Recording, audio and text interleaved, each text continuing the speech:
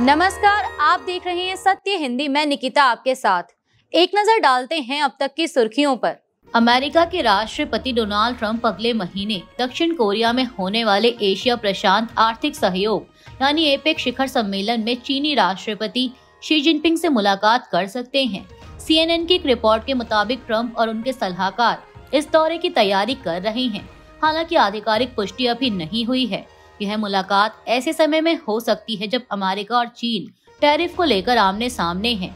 हाल ही में Xi Jinping ने प्रधानमंत्री मोदी, रूस के राष्ट्रपति व्लादिमीर पुतिन और उत्तर कोरिया के नेता किम जोंग उन की मेजबानी की थी, जिस पर डोनाल्ड ट्रंप ने तीखी प्रतिक्रिया दी थी।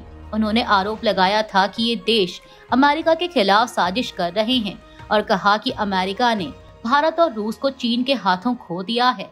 हालांकि बाद में ट्रंप ने अपने बयान को नरम करते हुए पीएम मोदी को हमेशा का दोस्त बताया। व्हाइट हाउस के व्यापार सलाहकार पीटर नवारो ने एक बार फिर भारत पर निशाना साधा है।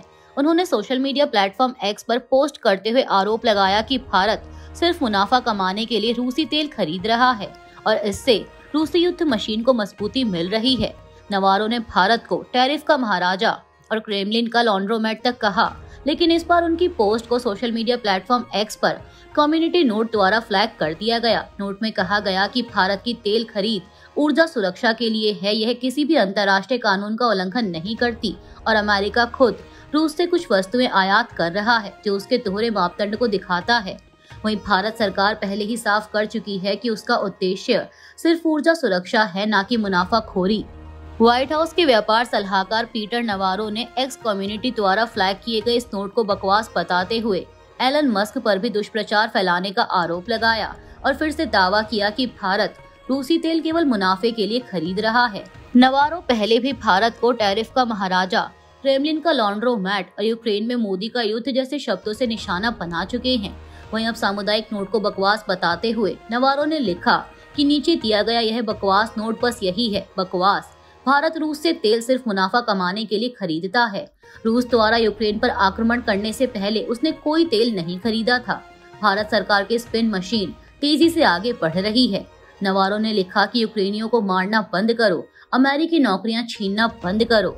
केरल के कोल्लम जिले के पार्थ सारथी मंदिर में ओणम उत्सव के दौरान बिछाए गए पुक्कलम यानी फूलों की सजावट को लेकर बड़ा विवाद हो गया है।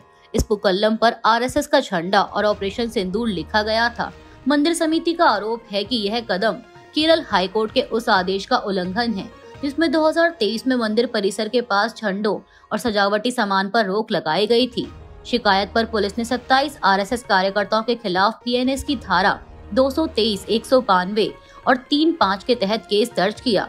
वहीं भाजपा ने इस कार्रवाई को चौंकाने वाला बताया और FIR वापस लेने की मांग की। पार्टी प्रदेश अध्यक्ष राजीव चंद्रशेखर ने कहा कि ऑपरेशन सिंदूर सेना की वीरता का प्रतीक है, इसे निशाना बनाना सैनिकों का अपमान है। वहीं भाजपा IT सेल के प्रमुख अमित मालविया ने आरोप लगाया कि यह सब एक वर्ग के तुष्टीकरण के लिए किया गया और कहा कि वामपंथी सरकार देशभक्ति के संदेशों को भी खतरे की तरह देखती है। मध्य प्रदेश के इंदौर में कांग्रेस के प्रदेश अध्यक्ष जीतू पटवारी के घर शुक्रवार रात को करीब 2:15 पर चोरी की कोशिश हुई। 4 से 5 नकाबपोश बदमाश टामी और कटर लेकर उनके घर में घुसे और पहले कार्यालय की दराज, अलमारी और लैपटॉप खंगाले, लेकिन कुछ हाथ नहीं लगा।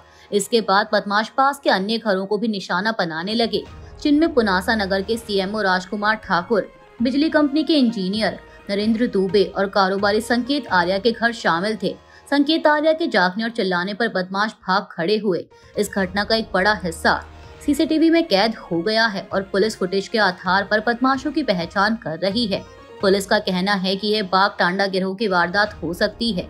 कांग्रेस ने घटना पर चिंता जताते हुए सुरक्षा सुनिश्चित करने की मांग की और बताया कि पटवारी पर पहले भी कई हमले हो चुके हैं। मणिपुर में 2.5 साल से चल रही मैतई और कुकीज़ो समुदायों के बीच जातीय हिंसा के बीच प्रधानमंत्री मोदी पहली बार राज्य के दौरे पर जाने वाले हैं। यह दौरा 13 सितंबर को मिजोरम असम रेलवे लाइन उद्घाटन के बाद प्रस्तावित है। बता दें कि इस हिंसा में अब तक 260 से अधिक लोग मारे जा चुके हैं और 50,000 से अधिक लोग बेघर हो चुके हैं। हाल ही में केंद्र ने कुकी उग्रवादी गुटों से समझौता कर हाईवे 2 खोलने और 1 साल के लिए सैन्य अभियान रोकने की घोषणा की, लेकिन दोनों समुदायों ने इस पर आपत्ति जताई है।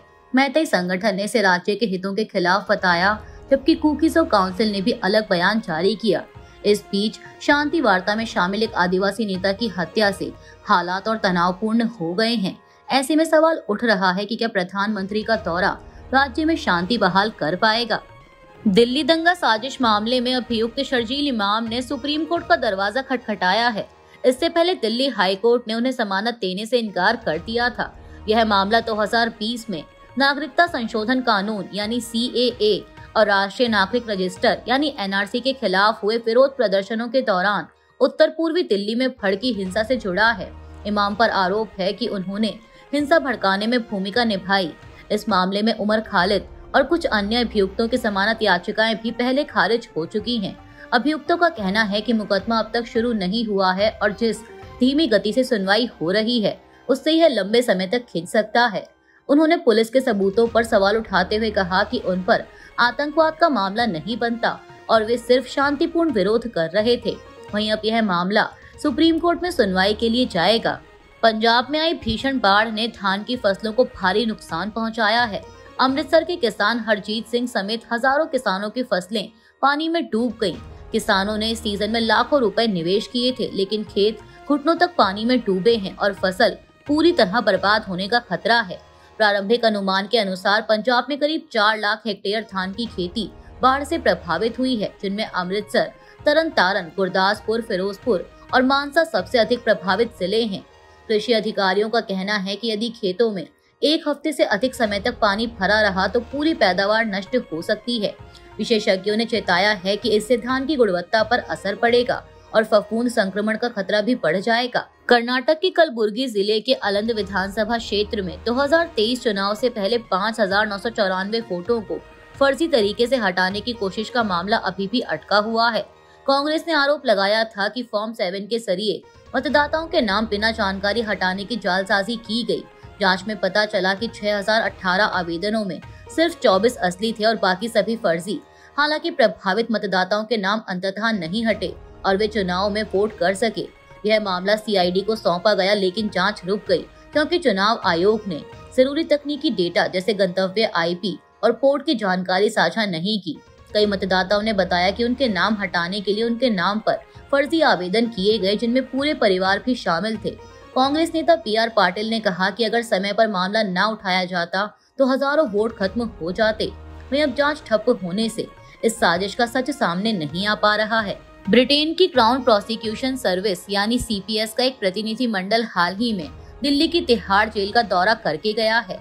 इस दौरे का मकसद जेल की स्थिति का आकलन करना था ताकि विजय माल्या और नीरव मोदी जैसे हाई प्रोफाइल भगोड़ों के प्रत्यर्पण मामलों में भारत का पक्ष मजबूत हो सके।